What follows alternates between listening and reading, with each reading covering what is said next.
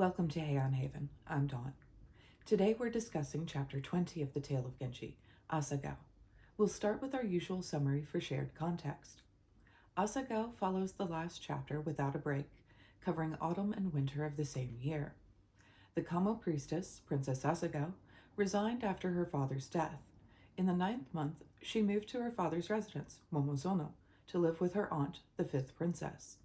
Genji visits both ladies and leaves his visit with Asagao with a blow to his ego as she once again politely turns him down.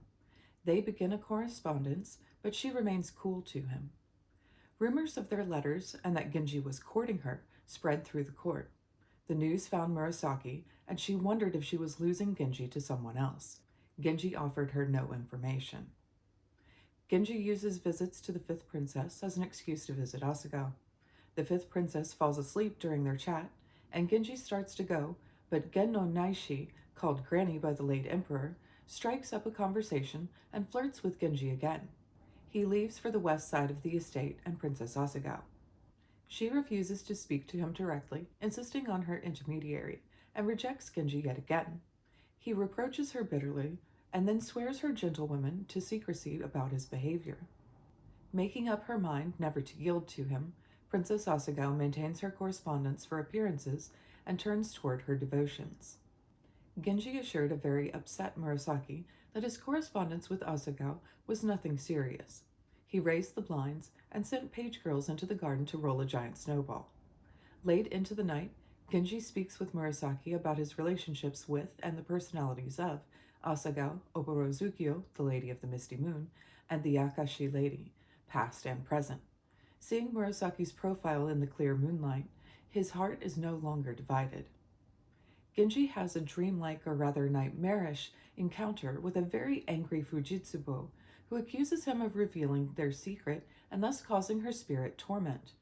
First thing the next morning, Genji commissioned all manner of rites and prayers, but without revealing who they were for. Back in Chapter 2, Hahakigi, the Broom Tree, I promised that we would have more details about the Princess Asagao. Chapter 20 concentrates heavily on Asagao and contains a poetic exchange between the princess and Genji, and it is from this exchange that the princess gets her moniker and the chapter gets its name. We'll explore this in Waka Wednesday. Let's talk about the title, Asagao.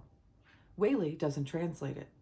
Seidensticker uses the morning glory, Tyler the bluebell, and Washburn bellflowers. And here's the spot where I fell down a rabbit hole.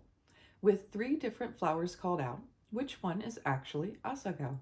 First, Asagao is one of the 7 plants, herbs, flowers of autumn, Aki no Nanakusa, according to a poem in the Manyoshu. So we're looking for a plant, preferably native to Japan, or existing there and ubiquitous enough that it could be called one of the 7 flowers of autumn. The bluebell is not native to Japan, so Tyler is out. At least one variety of morning glory is native to China and could easily have made its way over and been well established with the court class by the end of the Nara period. There is a theory that the seeds were brought over in the early Heian period, not the Nara period, and if this is the case, Washburn's title is the best option. Bellflower, or balloon flower, Kikyo, is native to Japan and is one of the 7 flowers of autumn according to most sources. Washburn points out in a footnote that Asagao, as morning glory, has gained a poetic association with the summer, and Kikyo is, of course, associated with autumn. This chapter takes place in the autumn and winter, so it would make sense that the flower would be Kikyo. But which is it? Morning glory or bellflower? What do you think? Let me know in the comments. The main difference in the translations for this chapter are in the descriptions of the snowball scene. Waley asserts that it is children, boys and girls, who are rolling snowballs. Seidensticker's translation says that Genji sent maidservants to build a snowman. Tyler and Washburn agree that these were page girls. I do find it odd that the line drawing in Tyler shows adult men rolling the snowballs. We'll discuss a little more about this scene when we get to costume references. Our obvious seasonal references during the 9th month, which is in autumn, say it is the season of lovely skies and that there was the rustling of leaves in the trees. Also during the 11th month, all of the normal religious festivals and processions were canceled due to mourning Fujitsubo. The 10th month is the godless month. The gods all withdraw and cannot hear the prayers of their worshippers. The gods are typically welcomed back in the 11th month with festivals and processions. Since we've steered into cultural references, let's continue on. While rolling snowballs, the younger girls kept dropping their fans, revealing their faces. Even at a young age, noble, female-presenting persons were required by culture to hide behind a fan. When Genji visited the 5th princess the first time in this chapter, she said that he must be even more handsome than the emperor. Genji thought to himself that one really did not praise someone to his face that way. This was chiefly to do with the comparison to the emperor. This is translated in much the same way by Tyler and Washburn. After Genji and Murasaki have talked into the night about his relationships with all his various women, the call of a mandarin duck is heard. This waterfowl is sometimes called a lovebird, as it mates for life and is thus a symbol of conjugal fidelity in East Asia. A bit about mourning to roll us into our costume references. Let's remember that gray is the color of mourning, and because Asagao was in mourning for her father, not only was she dressed in the grays of mourning, this color change was made throughout her residence, with gray blinds and black curtains. This kind of deep mourning would only be assumed by the chief mourners, and the shade of gray would change based on your relationship with the deceased and how long it has been since the person died. In the 9th month, Genji chose pleasantly soft, perfumed robes. These would still be mourning robes in gray. Waley refers to touches of color which his mourning permitted, with the main color being gray when describing one of Genji's ensembles. Tyler says Genji looked lovelier than ever in his layering of their shades. Now for the most fun costuming reference of the chapter.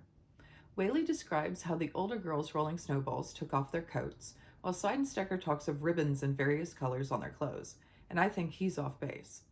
Tyler describes the older girls as wearing akome, and offers a brief definition in the footnotes, but when it comes to a description of what the page girls were wearing, Washburn wins the prize this time. He says that the older girls casually wore akome robes of various colors over their white robes and loosely tied sashes. But he goes further in this detailed footnote. Akome were usually worn by men and women as a middle layer robe, but because of their length, they could be worn as an outer robe by children. The text does not mention the color of the robes under the akome, but it was common for attendants, including page girls, to wear white robes when on night service. For the sake of comfort, should the attendant on night service want to lie down to rest, the sashes, obi, for these robes were kept loose. The page girls' hair was described as being longer than their gowns. This is incredibly long, as their gowns trailed the ground slightly. And one last note on clothing. I have a special video for you for this chapter coming up in 2 weeks. I created a Heian ensemble inspired by an early 16th century image from this chapter of the Tale of Genji for a special event.